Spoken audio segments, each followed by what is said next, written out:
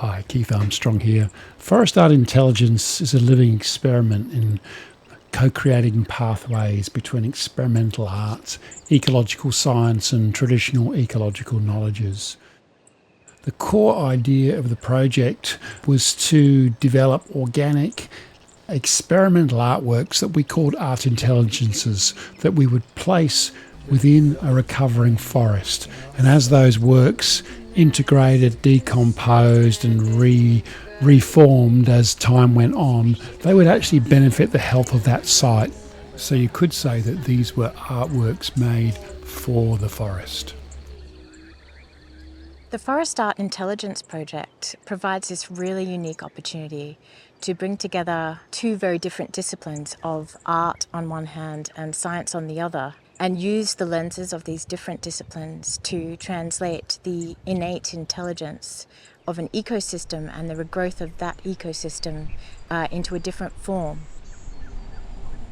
So the purpose of this paper was to explore the potential of contemporary art when aligned with ecological science to reframe the forest's regeneration as a site of aesthetic and ethical inquiry. So we sort of looked at the forest as a primary composer within artistic and ecological frameworks, and then we asked, how might this approach underpin a novel form of critical forest pedagogy?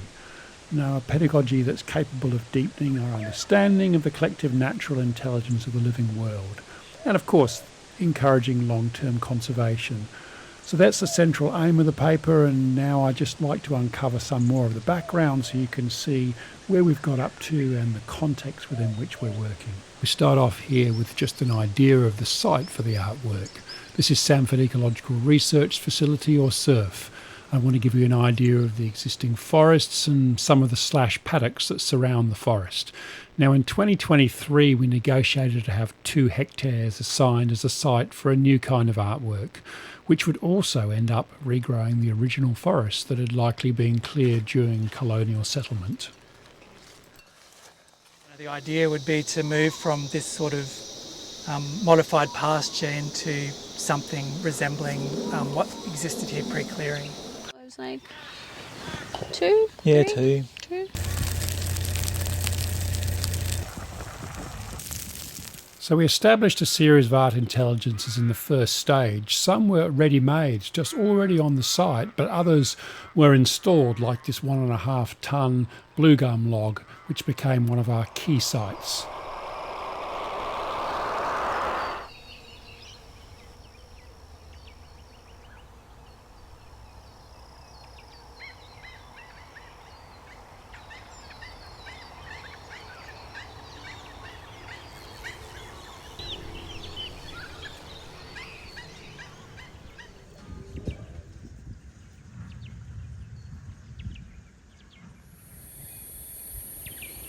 So now these art intelligence sites become the focal places in the forest that we want to bring audiences to, and then set up the conditions that allow them to appreciate the incredible natural intelligence that's evolving and changing each site.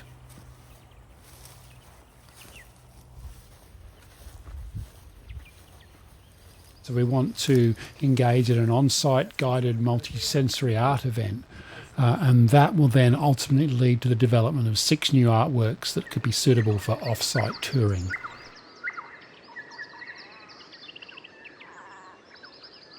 After a series of consultations over the past year, we're thrilled that Jimmy Southwood and his organisation Creative Conversations and Creative Nations will be able to join us for the next stage of this project.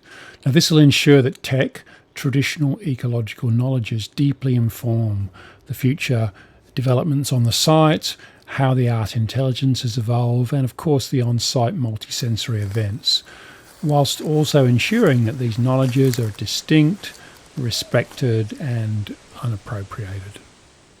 So these are the conditions that we feel allow us to propose this new model of critical forest pedagogy, something of course which we go into a lot more detail in the paper, and I encourage you to read it after watching this.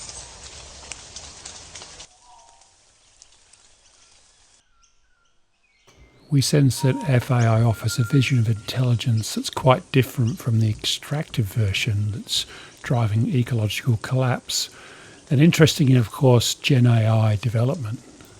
So FAI offers an opportunity to encounter a profoundly different model of intelligence through an art that's grounded in human nature, interdependence.